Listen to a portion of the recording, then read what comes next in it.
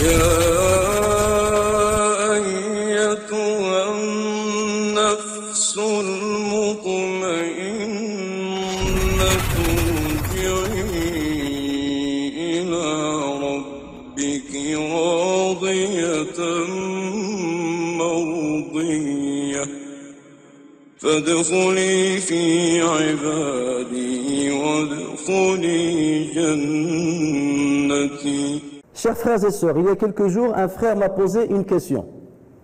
Il m'a dit, est-ce que la terre bouge? Est-ce que la terre a un mouvement ou est-ce qu'elle est inerte?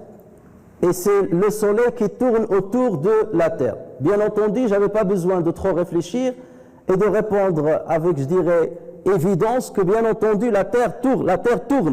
Elle tourne autour d'elle et c'est ce qui permet d'avoir l'alternance du jour et de la nuit. Et elle tourne autour du soleil et c'est ce qui permet d'avoir l'alternance des saisons.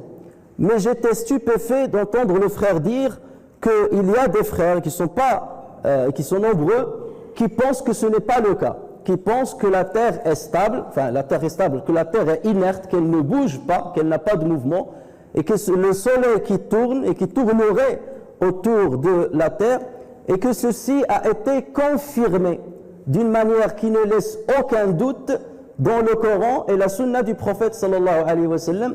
Et en ceci, il se base sur les paroles de certains savants qui ont quand même un poids, qui peuvent avoir un poids, d'autres qui n'ont pas forcément ce poids-là. Et donc, on ne peut pas remettre en cause leur thèse ou bien leur confirmation, c'est même pas une thèse, leur confirmation à ce sujet. Et suite à une petite recherche sur Internet, j'ai remarqué justement qu'il y a plusieurs prédicateurs qui appellent à ce genre de confirmation.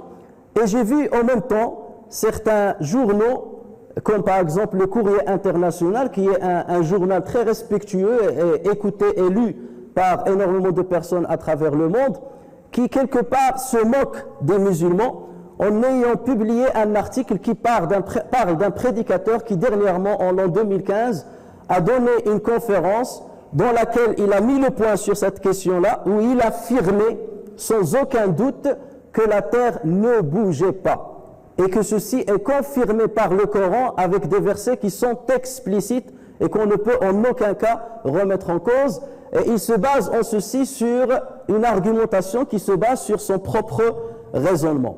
Donc, bien entendu, les journalistes qui ne sont pas musulmans se moquent des musulmans, se moquent de l'islam.